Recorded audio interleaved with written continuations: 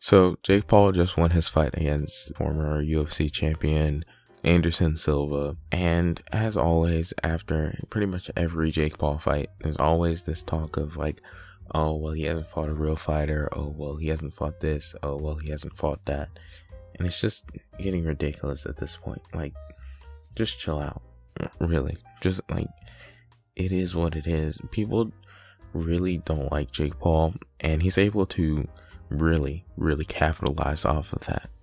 I guarantee you a ton of people paid money to see him get knocked out. And I've talked about this before, but I want to bring it up again because it's been a while since I've talked about it, but it is something that really interests me. Like, you know, I really don't see why people can't like pick it out like, oh, this guy is playing the heel role. Because if he plays the heel role, less people will want to see him win, yes, but they'll also be tuning in to see him lose. That's a lot of why Floyd Mayweather was so successful in boxing and pay-per-view numbers, because he would talk a lot and people would be like, oh, I want to see this guy lose. I want to see this guy lose so bad. And they would be so invested in that, they would pay money to see him get beat up. And then time after time after time after time, he just wouldn't get beat up. It seems like Jake's doing the same thing. He's picking his fights well. I mean, do you really want him to fight like a pro? Like, he's not gonna do that. He didn't duck Anderson Silva, and Anderson Silva's been showing himself pretty good in the last couple of boxing matches that he had. Another thing that people are saying is that Anderson Silva got robbed. I don't know. Genuinely, I don't know, because the way that I see fights and the way that like they get scored is completely different. Like, I can understand like if you see somebody completely dominating the fight, but from what I've seen, the fight was not dominated by Anderson Silva. You know, so I'm not gonna come out and say, oh, this person got robbed, that person got robbed, because, you know, I don't have any expertise in that area. I didn't pay for this fight because it's a YouTube fight. I'm also probably never going to pay for any pay-per-view event unless like Khabib versus Conor happened again. Like, that would be the only time I would even consider that. And that's just so far out there that I think you can tell I'm not really interested in pay-per-view. So I didn't watch the full fight, and I just wanted to talk about the thing going on around it. It's so interesting. I see a lot more people warming up to him, though. I saw Tommy C from Shot from the Point talking nice about him. Keemstar was talking nice about him. I think even Nick DiOrio was talking nice. I'm not sure 100% on him, but still, like, you know, he plays the heel role so well that the few times that he's out of character, it feels so insane. It's like, I thought that was just how you were. I remember watching him on his brother's podcast, and he was just a chill, normal guy, which is not something you would expect out of a guy who's, you know, acting like a fool, you know, stealing Floyd Mayweather's hat. It's a character. It's just a character, and people keep falling for it. I don't know why it's so. I think it's because people just expect him to be an idiot, that they're so locked in on that. They're just like, oh, okay, well, he's stupid, duh. He's stupid. And it is what it is. Now, Jake Paul did knock down of Anderson Silva. I'm going to show it to you now, just because I got the clip, and I thought Jake looked really good in it. So, here it is.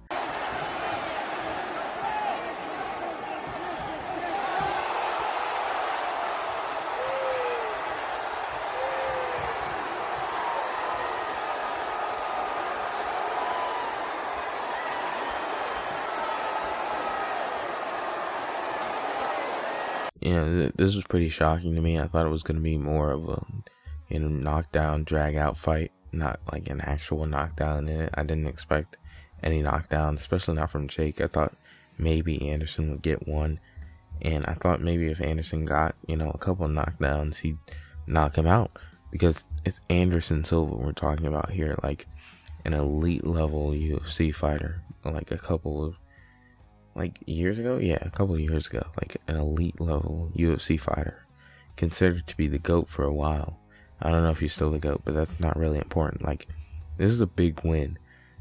I don't like taking credit from people. That's just not the way I tend to roll. And I feel like if you just sit there and be like, oh, well, you know, he didn't fit my criteria for this, you're just moving the goalposts. And we see a lot in the sports world. I don't know if you guys are super into the NFL, but Lamar Jackson, they do the same thing with him. Well, he hasn't won an MVP, or, oh, he can't win a playoff game, or he can't lead his team to the playoffs. He can't stay healthy. And then he does it, and they keep moving the goalposts, because at the end of the day, people don't want to give him credit, right? And that's really what I would prefer to do. You know, I grew up not even liking Jake Paul. I thought he was an idiot. I thought he, you know, had no care for the people around him, and he's done a lot of dumb things. But I think the way he's capitalized off of it is just so smart.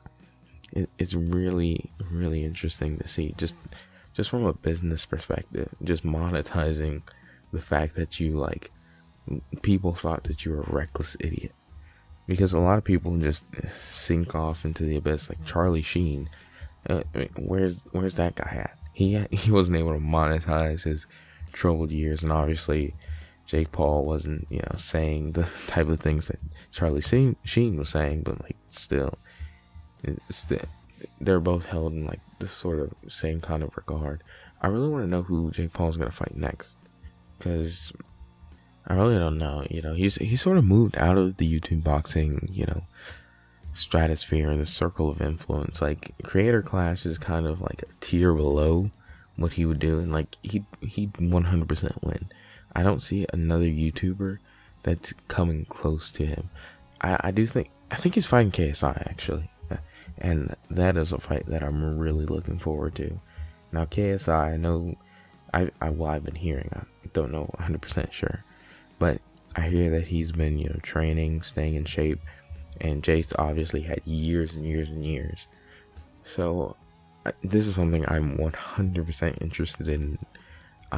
This is gonna be probably the biggest fight in YouTube history. It's gonna be bigger than when KSI and Logan fought, just because of the build up and the fact that they've been talking for years and years and years. It's just so wild. I made a video a while back talking about how YouTube boxing had gotten stale, and I think the Mayweather and Deji fight and the Jake and KSI fight that's supposedly going to happen, I think that those three fights will really lift things up, especially with Creator Clash coming in. But I'm going to end up right here. Thank you all for watching. Goodbye. Heyo, I'm Jake Paul from Bizarre Vark, and you're watching Disney Channel. Oh, no looker. First ever. Oh.